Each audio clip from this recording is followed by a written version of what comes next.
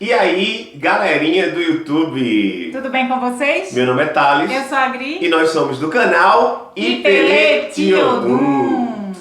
Então, galerinha, antes de começar o vídeo de hoje, quero convidar você a se inscrever no canal, tá certo? É rápido, é fácil. É aqui embaixo, não demora nada e ajuda muito a gente a continuar a produzir material pra vocês. Então, gente, a gente tá hoje com a continuidade do nosso canal de podcast, que ainda não tem nome, por favor. Opinem aqui nos comentários, dê um nome para esse, batize esse quadro do nosso canal, que ainda não tem o nome, a gente tem algumas ideias, mas ainda não tem nome. E hoje com uma pessoa muito, mas muito especial mesmo, não é, Agri? Nós temos a honra, né, de receber aqui Surama Ramos. Estávamos fazendo uma listagem de pessoas que poderiam contribuir aqui com esse quadro. E aí Surama estava lá na primeiro nome da lista, e eu disse, vou falar com ela e tal. Será que ela topa? Será? Ela topou, gente. E assim, foi de uma generosidade e de uma facilidade convidar a Surama para participar desse quadro, que eu fiquei muito, muito feliz e muito emocionada. A Itália ficou vibrando. Tudo bom, Surama? Bem, minha gente, como é que vocês estão? Estamos bem aqui, na medida do possível, dentro dessa quarentena, mas estamos aí, né? E antes de Surama, né, falar, eu quero somente apresentar a vocês quem é Surama Ramos. Eu fiz até uma colinha, tá? É porque o currículo é grande. Mas eu vou ser bem resumida. Mas é grande mesmo, gente, o currículo de Surama é imenso. Surama é cantora e compositora, transita entre o canto lírico e popular, é graduada em licenciatura em música pela Universidade Federal de Pernambuco, atua como solista em óperas, espetáculos e musicais, também é coralista e back vocal, está em processo de gravação do seu primeiro disco autoral intitulado SH, ela vai falar um pouquinho sobre esse disco. E Surama nasceu em Jaboatão dos Guararapes, e é uma mulher preta aguerrida que foi parar na universidade para mostrar e se posicionar lá enquanto mulher preta, e é uma das preparadoras vocais mais importantes aqui em Pernambuco. E ainda digo mais, ela é internacional, gente. Ela já viajou por muitos países. Ela não colocou aqui, mas eu faço questão de dizer. Então é isso. É um prazer pra gente ter Surama aqui e eu já vou direto para a primeira pergunta. Quem é a artista Surama? Agradeço logo essa introdução maravilhosa aí.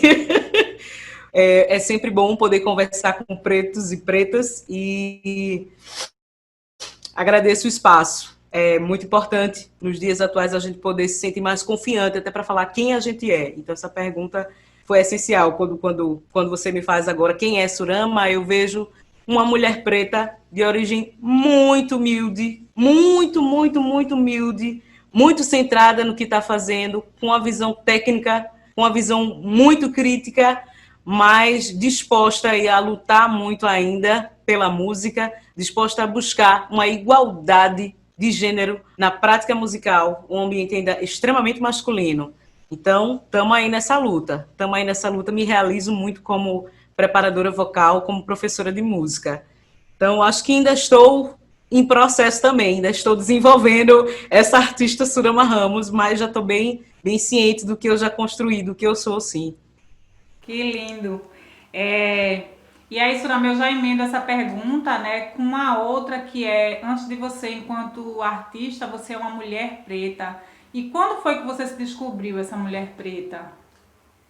É muito delicado, porque na adolescência eu percebia que eu buscava me embranquecer, né? Todas as minhas amigas eram brancas, então tinha loura, tinha ruiva, tinha de tudo, mas todas brancas. E eu tentava me incluir no mesmo grupo para me ver, para ter os mesmos olhares, para ter, sabe, receber os mesmos elogios que não chegavam a mim. Então eu tentava ser aquilo ali junto. E qual era a forma? A primeira forma que a mulher preta tenta de fazer isso, eu quero ter o cabelo liso igual. É como eu me sentia, eu posso ser da mesma forma que elas, mas aí nunca era, porque não, de fato não dá para ser idêntico, não dá para ser similar. Então, o meu processo de me reconhecer preta veio da minha repulsa a aversão pelo alisamento capilar. Então, no processo de transição, foi que eu pude me ver preta e eu vi nisso uma mulher bela que eu nem sabia que existia. Então, no fim da minha adolescência, eu me deparei com isso. Eu disse, caramba, como eu sou bonita. Foi quando eu me reconheci bonita. Então, sabe, foi muito difícil, muito lento também, porque nos meios sociais que eu convivia, eu era a única negra. E aí foi bem doloroso. Mas foi quando eu senti que opa, enxerguei uma mulher muito forte que está vindo. E você sente isso. Se você tem sensibilidade, se você conhece seu corpo, você percebe isso. Então, eu percebi toda a mudança no meu caráter que veio junto com essa mudança estética. E aí, sair desse padrão, não buscar esse padrão, buscar referências de mulheres pretas, cabelos cacheados, cabelos trançados. Foi, assim, uma diversão sem fim, porque a primeira vez que eu botei trança, ninguém me segurava em Jaboatão, porque só tinha eu de trança. Foi maravilhosa a descoberta. Surama, eu acho super interessante isso, porque toda vez que a gente faz essa pergunta a uma mulher preta, a resposta sempre remete ao cabelo.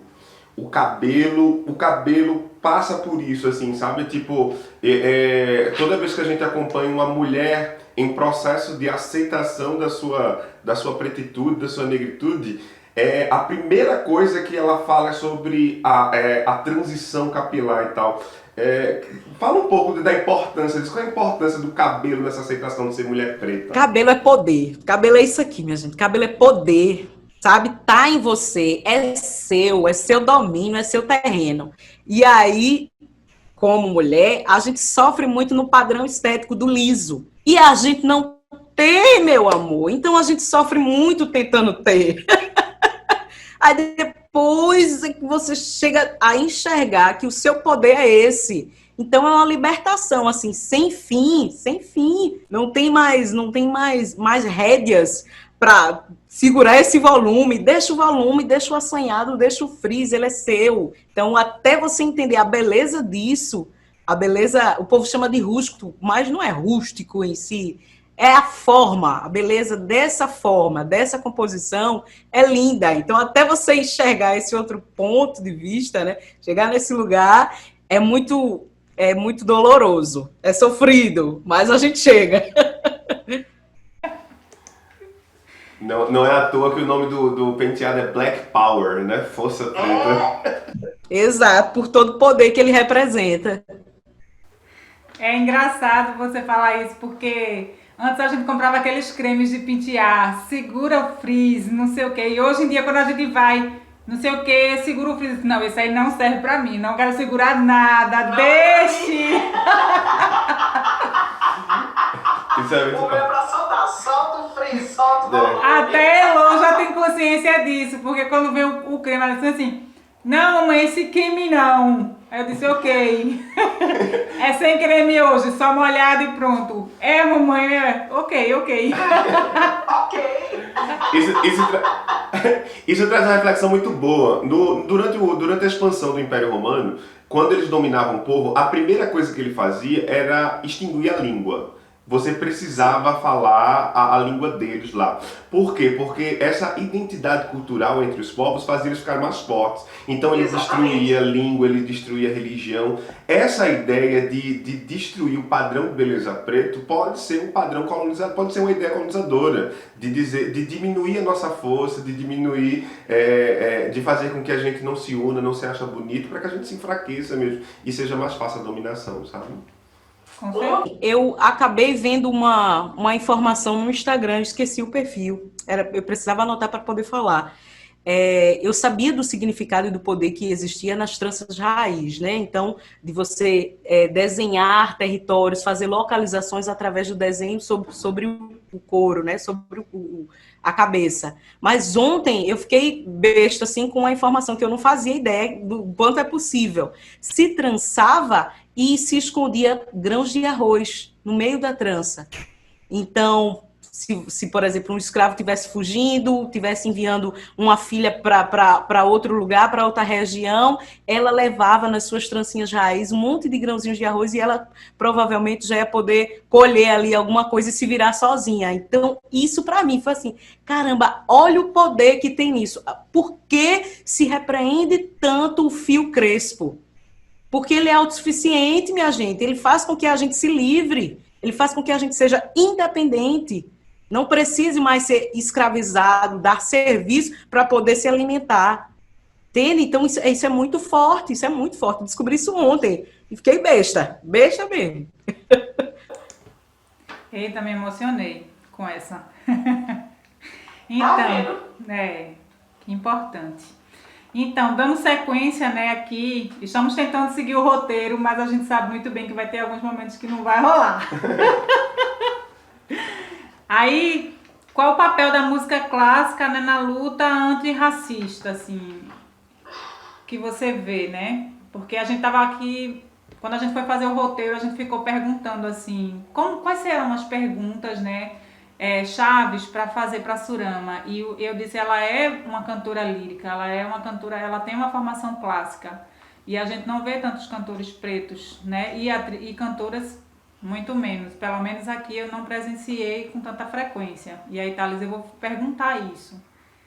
A gente está na tentativa de construir novas temáticas. A gente não quer ser monotemático. Mas essa é uma pergunta. Porque a gente sempre fala sobre racismo, sobre racismo estrutural, tudo isso. E nós negros temos outras narrativas, né? A gente sabe falar sobre o pôr do sol, a gente sabe falar sobre o amanhecer, a gente sabe falar sobre todas essas coisas. Mas dentro da música clássica, era uma pergunta que a gente não poderia deixar de fazer. Porque é algo que é perceptível, assim, que realmente são poucos, não é? Então, é muito difícil falar sobre isso, porque o povo brasileiro, vamos dizer assim, ainda tem uma visão muito eurocêntrica em questão de nível intelectual, de produtividade, do que é música boa. Então, se estabelece isso como tudo que vem da Europa como bom, como o belo, sabe? O mais chique, que coisa culta.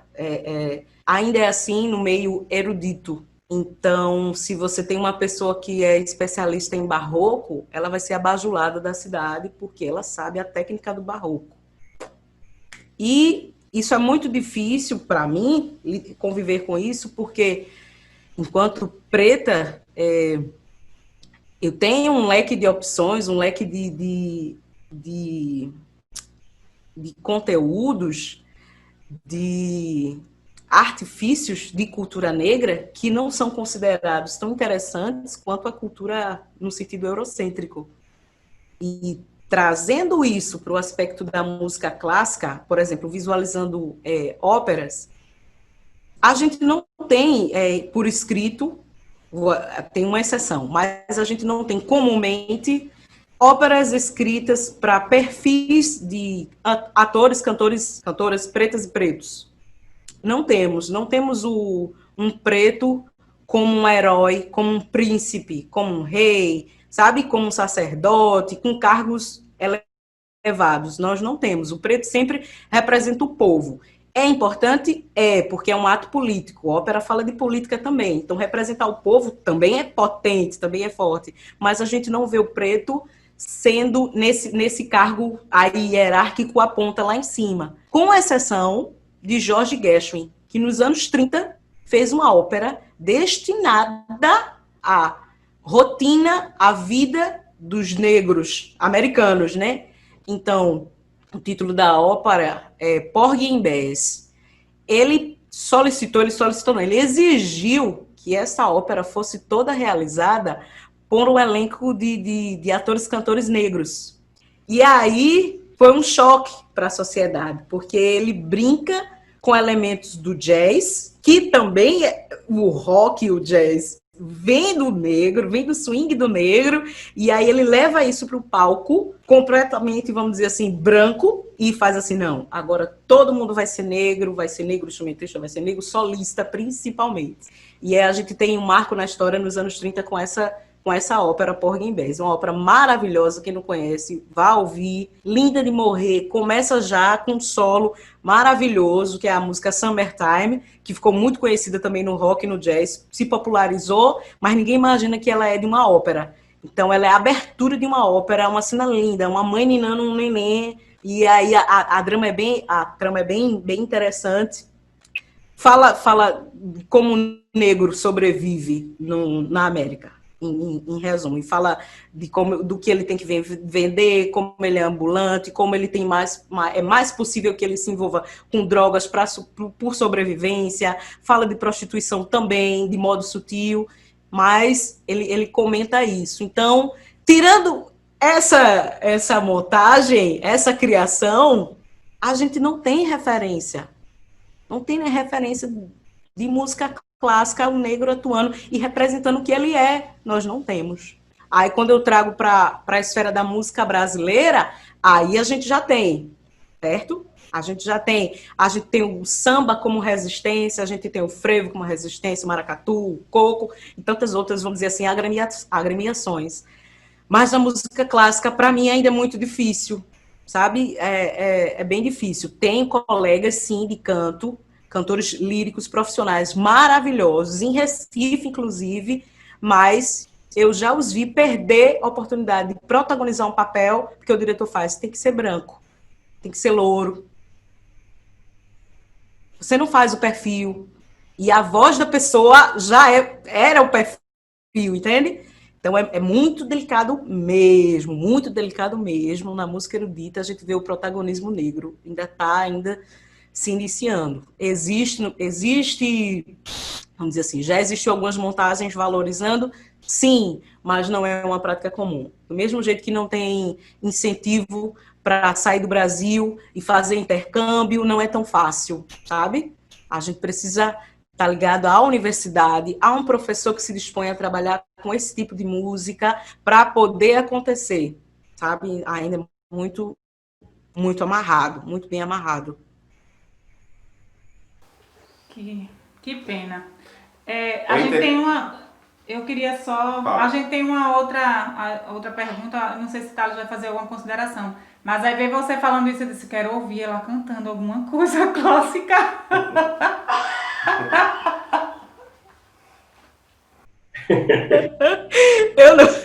Eu não vocalizei hoje, não. Eu ainda estou com a voz enterrada. Eu vou pegar em qualquer tom aleatório, meu Deus, vou me sacrificar. Porque a área de ópera a gente tem que cantar oficialmente no tom. Mas eu não estou aquecida, por favor, me perdoe. Mas a ópera pelo menos a abertura. Summertime, and the living is easy. Fish are jumping, and the cotton is high. Oh, daddy's rich, and your mom is good looking. So hush, little baby, don't you cry. E a soprano canta isso perfeitamente. Você se rasga no início, no primeiro minuto da ópera, você já começa a chorar, porque é muito forte. E ela tá cantando isso assim, as notas agudíssimas, com o neném no colo, é a coisa mais linda do mundo. Vocês precisam assistir. Ô, Surama, que coisa emocionante. Eu me lembro que eu vi você cantando isso no Santa Isabel, lotado de gente preta, do pé à cabeça, daquele teatro que já foi símbolo da opressão do nosso povo, e você cantando isso lá. Tá, olha, sinceramente, guardo isso num canto muito carinhoso do meu coração, aquele momento lá do Luz Negra, que foi um festival realizado pelo grupo de Aguinei, do Poste, né? E a consideração que eu queria fazer, Surama, é que é engraçado, não é engraçado, não tem nada de engraçado nisso, mas do ponto de vista da análise, é muito interessante que você perceba esse tipo de coisa, como o racismo é estruturado dentro da música, mesmo a gente sabendo que o negro ele é pilar da construção da música de muitos países. Sabe, como por exemplo, se a gente for para os Estados Unidos, eu tenho jazz, rock, blues, hip hop, sabe, soul. Eu tenho a construção, a construção praticamente de todo o pilar da música americana é construída pelo nosso povo. E mesmo assim a gente observa um racismo estruturado, enveredado dentro da música. É muito triste pensar isso, né? Sobre isso é que a gente, com o tempo, tem acesso a hits antigos por uma figura branca. E essa música fica popular através do branco. Gente, isso é muito cruel, isso é muito cruel. Tá ligado? O compositor perde totalmente o valor, porque o povo fala, não. Por exemplo, tem gente que fala pra mim, aquela música Summertime de Janis Joplin. Eu fico, oi? Meu amor, não é bem assim não, viu? Reflita um pouco, vai lá, bota. Toda vez que você quiser procurar uma música, bota assim, bota o título e bota assim, compositor, mesmo sem saber quem é. Aí você vai descobrir quem é. Já eu conheço a Summertime na voz da Ella Fitzgerald Isso. e da outra também, da Billie Holiday. Isso. Que são duas isso. autoras. A Billie Holiday também a gente viu um espetáculo, não é, Gri? Num espetáculo que também veio para Recife para se apresentar no poste sobre a vida da Billie Holiday, também uma vida bastante difícil e tal. E um espetáculo do pessoal do Sergipe. Foi, não é? o pessoal do Sergipe. Falar muito desse espetáculo, eu não consegui assistir, mas ouvi falar bastante bem. Então, fiquei devendo aí, precisava ver. Então vamos continuar com o nosso roteiro agora.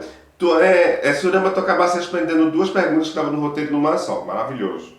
Né? Eu queria saber agora, Surama, qual seriam essas diferenças entre a música clássica e a música popular. Dentro dessa perspectiva que você falou da negritude, do espaço negro, se existe diferença, primeiro, se existe diferença, e quais são essas diferenças entre a música clássica e a música popular? Existe totalmente. Eu acho que para se fazer, você quando se entende músico clássico, é porque provavelmente na sua família você teve alguém ali, pai, mãe, avô, que tinha uma estrutura que possibilitou o estudo da música voltado para essa esfera do clássico.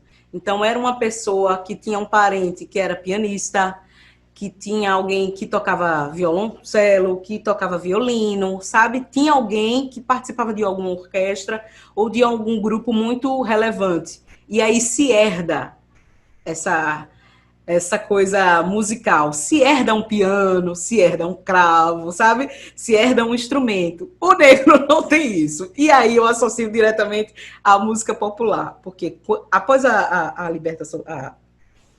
Eu tenho dificuldade toda vez de falar o termo de libertação da escravatura, porque para mim é uma coisa assim que não aconteceu ainda. Então eu fico, após, aí eu faço após, opa, mas calma, aconteceu, tá lá, né? Beleza. Não houve inclusão, mas tudo bem. Então, o negro ficou à margem da sociedade.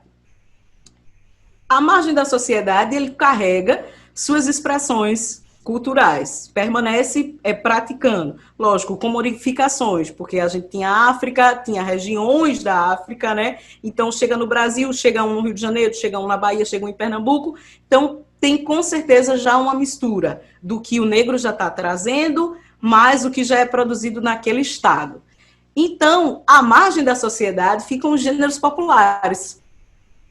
Então, tentando responder a pergunta, na música erudita, é muito pouco provável que o negro seja protagonista nesse sentido, dele ter uma família que vai fazer com que ele herde um piano, um violino, sabe? Um instrumento associado à música europeia. Quando a gente tem a esfera do popular, não. A gente já tem, primeiro, a voz. Ele gosta de cantar, ele gosta do pagode, ele gosta do batuque, ele gosta de se expressar dessa forma. Então, eu acho que é mais provável que a inclusão do negro aconteça de modo na cultura popular do que na música erudita. É mais provável. Acontece casos em que acontece de um negro vindo de uma família, vamos dizer assim, mais bem-sucedida às vezes, e já herdar, sim, acontece, mas é muito raro. E é mais comum que o negro venha praticar a música, tocar, cantar, se expressar, dançar principalmente, né? Ser poeta por viés, por meio da música popular. Então, Pronto, se hoje a gente pegar um jornal, a gente vai ver uma manchete falando de um artista branco, de um cantor branco. Ele pode estar fazendo música popular? Pode, pode. Mas a música que está lá estampada no jornal é que a dele é de qualidade. Isso é o problemático, entendeu? A gente tem um jornal sempre tendencioso, a gente tem um filtro, um rótulo por meio de pele. Pronto. Encerro com isso, porque isso é muito chocante mesmo. Sabe onde eu percebo isso, Surama? Isso que você falou no axé. E perceba o nome do grupo musical. Axé. Que é uma expressão do vocabulário negro. Uma expressão utilizada dentro do sagrado negro. Não é? E aí a gente vê como grande representante dessa música mulheres brancas, homens brancos, né? Tem uma que eu não quero fazer nenhuma crítica pessoal a ela, sei lá, porque eu tenho medo do alcance desse vídeo, mas o nome já é uma certa ironia, porque o nome da mulher carrega leite no nome, sabe? Carrega leite, o tamanho da ironia, que isso acaba se tornando uma espécie de apropriação musical, né? Sim. Tá estampado o nome dela. É muito complicado. Você falou de um ponto de vista que eu nunca tinha notado. Tá vendo como fica ali sempre passando pelo ouvido da gente, e a gente vai aceitando, e a gente vai aceitando, e a gente às vezes não tem nem tempo de refletir. E aí, se você não fala hoje, eu não tinha feito minhas conexões aqui, e não tinha entendido tanta coisa por trás de um hit. Então, dando continuidade aqui ao nosso roteiro, chegamos à nossa quinta, né, pergunta, que é relacionado às religiões de matriz africana. Assim. Você acha, Surama, que as religiões de matriz africana elas influenciam a sua arte? Sim. Como você vê essas influências? Sim. Eu passei muito tempo sem entender o que era Surama profissional, Surama estudante, Surama devocional, vamos dizer assim. Como eu fui criada em igreja, então eu tinha o canto como prática, como devoção, como sagrado. Isso era para mim muito natural, como ainda costuma ser. Tem horas que você se põe num lugar espiritual e você canta realmente para espiritualidade, vamos dizer assim. E passei muito tempo perambulando entre essas três coisas, porque eu comecei a estudar música, eu já tinha 18 anos, então foi muito tarde para mim. A gente tem na música pessoas que estudam desde 5 anos, 7 anos, 11 anos, passam pelo conservatório. Eu não tive essa chance. Então, vamos dizer assim, o conteúdo de estudo básico de música, mais o médio, mais o avançado, eu tive que aprender em 2 anos antes de entrar na graduação. Então, foi uma luta para mim. Assim como o processo da graduação, o curso, foi muito difícil para mim. Muito difícil. O curso que era em 5 anos, eu fiz em 7 anos, tranquei, voltei, desmotivei, saía do semestre, no meio do semestre, abandonava as disciplinas, voltava no outro, ficava naquelas desilusões, procurava alguém de representatividade dentro do núcleo do corpo docente. Não encontrava. Me deparei com uma professora negra num curso de 7 anos e ela só ficou 6 meses na minha sala porque era professora substituta num curso de música, num curso de arte em Recife, porque eu não fui fora do Brasil. Entende? Então, para mim, quando eu falo sobre isso, as pessoas... não entendo porque tu entrava e abandonava. Porque, minha gente, eu não me sentia representada. Eu não me sentia naquele lugar. É pesado isso, é muito sério. Então, poxa, Surama, tu fizesse teu curso em 7 anos, um curso assim que dá para ver que tu é da área. Sim, eu sou da área. E eu ainda tinha que trabalhar, porque meus colegas não trabalhavam.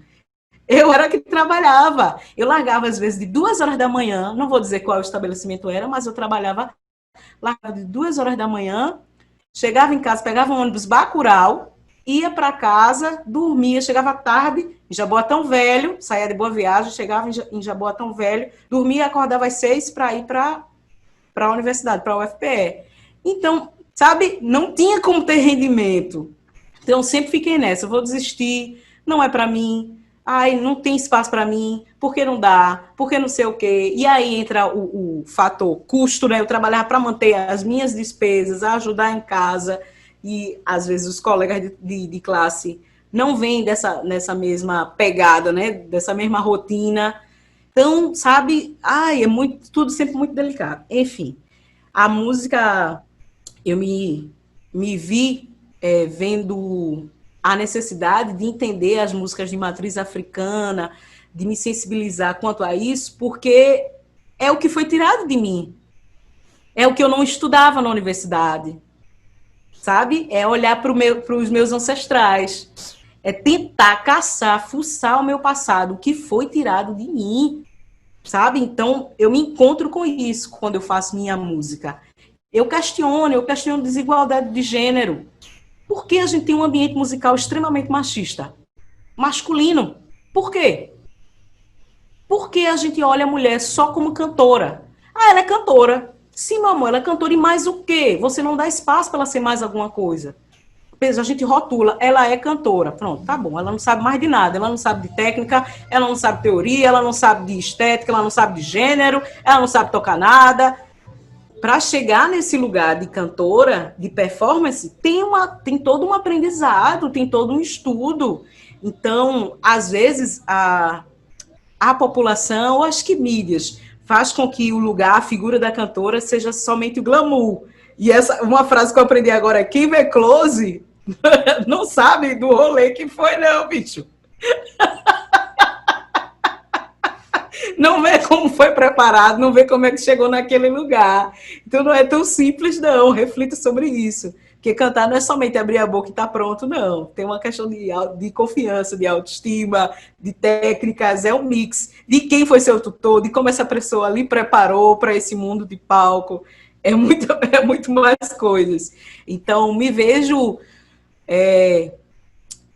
incluída quando eu canto frevo, me vejo incluída quando eu canto maracatu, me vejo incluída e representante quando eu canto um coco, quando eu canto um samba, sabe? Um afoxé, eu me sinto pertencente. Isso dá um alívio, sabe? Revigora e você sabe que você está cuidando das crianças, você sabe que você está fazendo com que a criança tenha para quem mirar, tem o desejo de uma profissão, sabe? Na minha época eu não tinha isso. Principalmente na igreja, a gente não tinha referência, eu não tinha referência de cantoras animadas, bonitas, que eu achava bonita, mas que eu queria ser, não tinha, eram todas brancas. Então, até conhecer, foi um processo assim, porque eu precisei sair de ouvir música de igreja, para ouvir música secular, para ouvir música clássica, para ouvir as músicas de matriz africana. Ver que arrudeio eu precisei fazer para me entender e entender a minha proposta musical,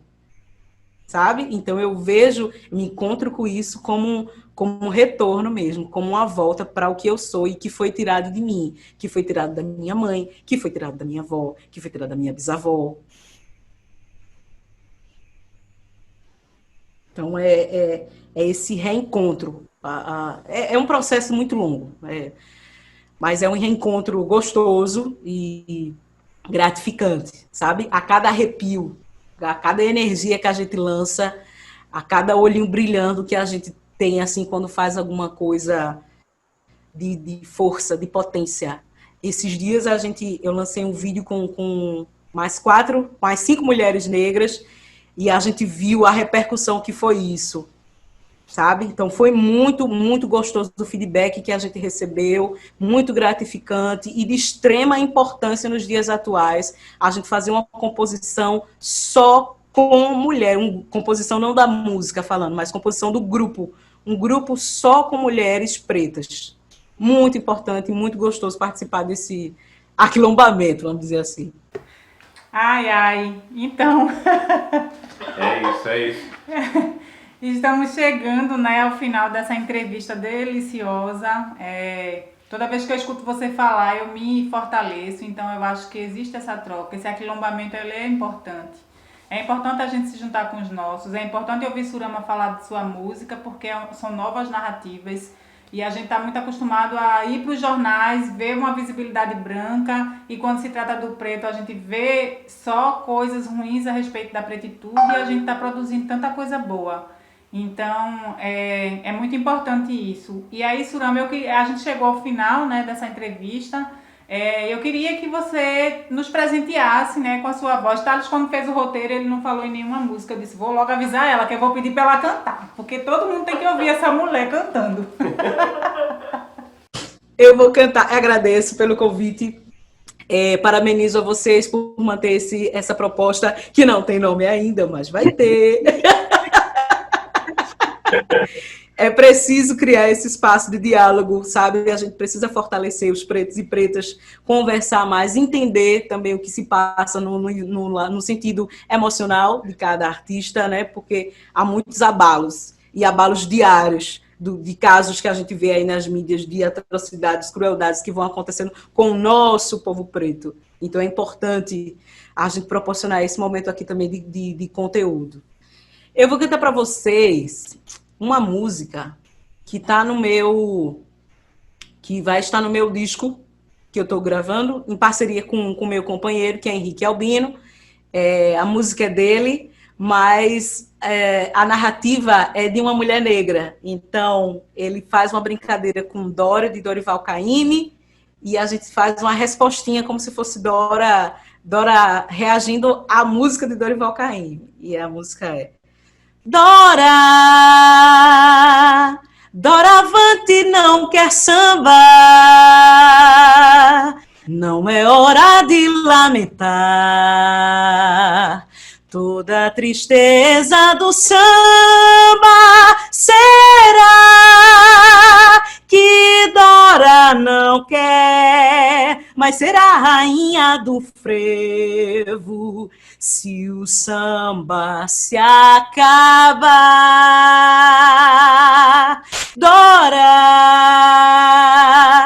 Doravante não quer sambar, perde a beleza de Dora, a arte de se requebrar. Bem sei que história de Dora não quer mais saber de samba. Esquenta o tamborim, vem dobrar o ganzá, som de clarim. Os bumbos podem rufar. Dora, rainha do frevo, realeza do maracatu, vem. Dora, rainha do frevo, realeza do maracatu, vem. Vem, Dora, a rainha do frevo, vem, Dora.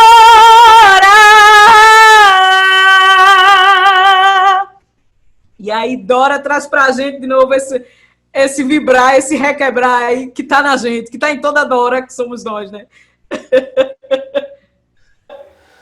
Nossa Senhora, Nossa Senhora.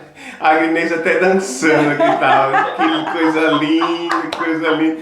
Ai, meu Deus, essa música terminada deve ser um tiro no coração, hein? Porque já é.